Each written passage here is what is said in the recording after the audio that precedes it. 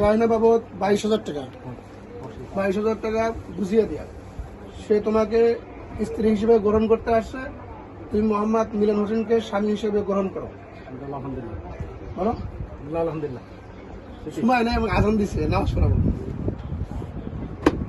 তোমার এখানে আছে, জোরে বলো আলহামদুলিল্লাহ। জোরে বলেন। বলতেছে, আমি শুনছি। বলছে একজন বললে তো শুনতে হবে না। সাক্ষী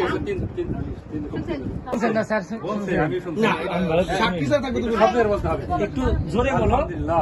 আম্মু একটু জোরে বলো। শুনছি আলহামদুলিল্লাহ। আল্লাহ আকবার, আসুন। হয়ে গেছে, হয়ে গেছে। Loudspeaker. মোহাম্মদ সুমাতের পান্না, মোহাম্মদ স্মৃতি আক্তারকে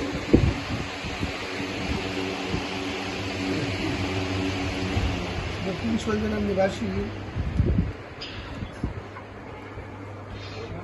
সন্ধানের নিবাসী মোহাম্মদ নিজামের ছেলে মোহাম্মদ মিলনের সাথে আমি উকিল হয়ে বলেন 3 লক্ষ টাকা দেড়মত ধার্য করিয়া সমস্ত সাক্ষীগণের সামনে বিবাহ দিলাম।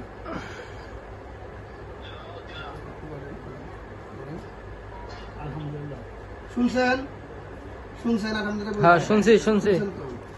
আচ্ছা, এখন আপনি শুধু বলেন আমি উকিল হয়ে মোহাম্মদ স্মৃতি আক্তারকে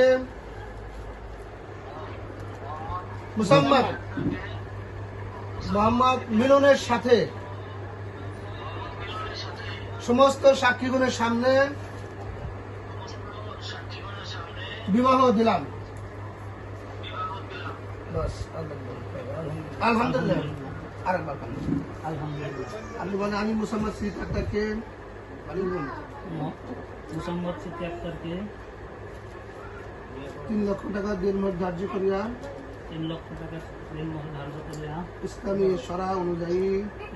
শরীয়হ অনুযায়ী স্ত্রী হিসেবে গ্রহণ করিলাম। আলহামদুলিল্লাহ।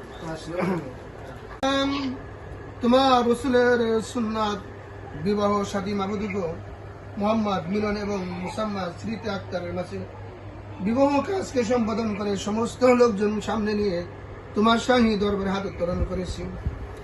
আল্লাহ, যাদের বিবাহ কাজকে সম্পাদন করা হইলেও আল্লাহ সর্বপ্রথম এদের সুখীময় জীবনের জন্য তোমার কাছে দরখাস্ত, দয়া করে মা তোমাদেরকে সুখীময় পরিবার হিসেবে কবুল আর মঞ্জুর করে নাও।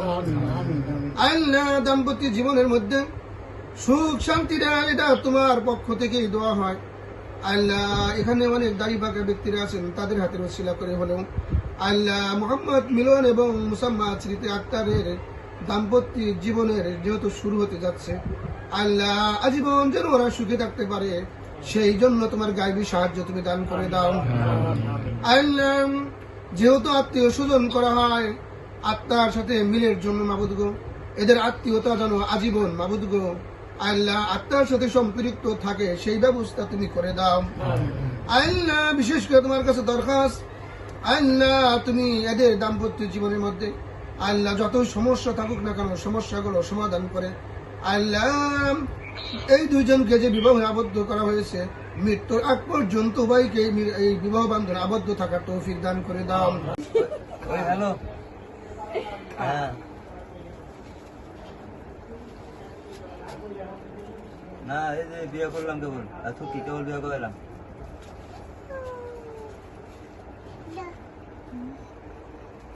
আর কি বগান শেষ।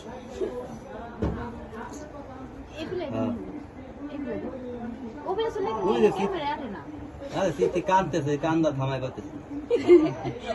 নদী হয়ে গেছে আজকে 23